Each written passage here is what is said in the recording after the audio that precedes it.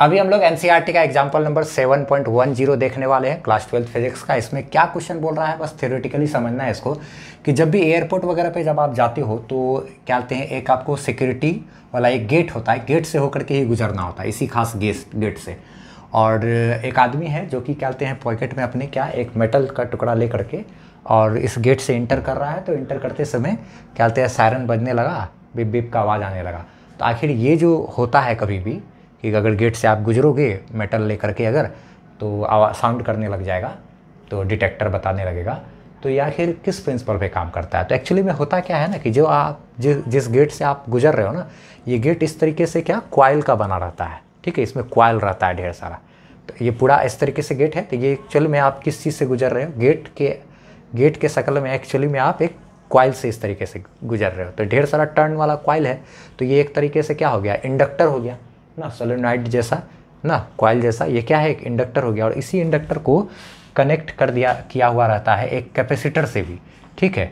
और तो जैसे ही कैपेसिटर से कनेक्ट किए हुए रहेंगे तो कैपेसिटर से कनेक्ट करते ही तुरंत क्या रहता है, और कैपेसिटर से कनेक्ट किया हुआ है, ठीक है, और साथ ही साथ इसको AC सोर्स दिया हुआ है। तो जैसे E बराबर E0 साइन ओमेगा टी, और यहाँ पर क्या है, एक गैल्वेनोमीटर लगाया गया है, ठीक है। और इसी से ही साउंड का सिस्टम, मान लो यहाँ पर साउंड का सिस्टम है, कोई भी एक सायरन वगैरह है, ये क्या कहते हैं सायरन वाला सिस्टम लगाया हुआ है, ठीक है। अच्छा ठीक है, सायरन वाला सिस्टम है।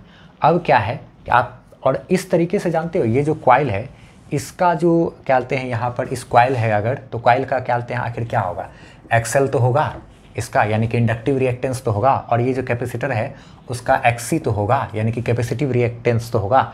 दोनों को इस तरीके से बनाया जाता है कि इसका इंडक्टिव रिएक्टेंस और इसका कैपेसिटिव रिएक्टेंस बराबर हो जाए और रिजोनेंस का कंडीशन हो। तो रिजोनेंस के कंडीशन में क्या होता है ना कि रिजोनेंस का कंडीशन है, ठीक है। तो रिजोनेंस के कंडीशन में क्या होता है कि क्या बोलते हैं, मेरा एक्सएल और एक्सी का मान बराबर रहता है। तो जब एक्सएल और एक्सी बराबर रहेगा तो क्या बोलते हैं नेट रेसिस्टेंस यानी कि इम्पीडेंस किसके बराबर होगा, XR के बराबर।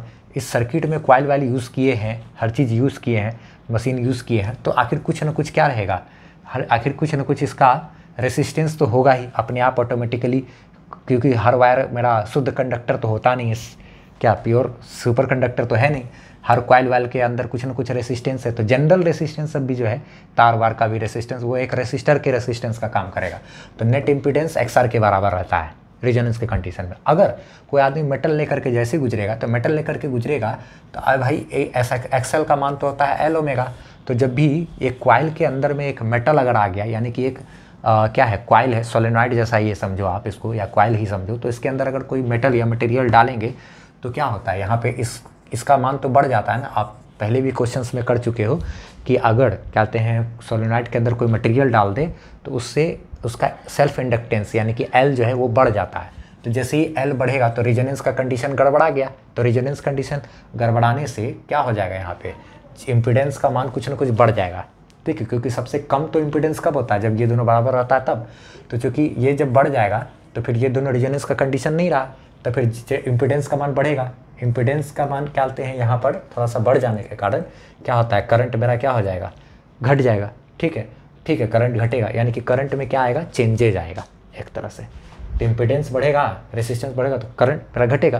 तो जब करंट घटेगा यानी कि ये गैल्वेनोमीटर में जितना पे था, अब यहाँ से काटा थोड़ा सा हिलेगा ऐसे करके। तो जैसे हिलेगा यानी कि इसमें जब डिफ्लेक्शन होगा तो इसी डिफ्लेक्शन के आधार पर मान लो सायरन वगैरह कुछ भी जुड़ा हुआ रहता है, जो कि अगर करंट यहाँ पे चेंज करेगा तो सायरन बजने लगेगा। इसी तरीके का सेटिंग वेटिंग रहता है। तो ये हमारा किस प्रिंसिपल पे काम करता है, रिजोनेंस के प्रिंसिपल पर काम करता है ये वाला गेट, ठीक है।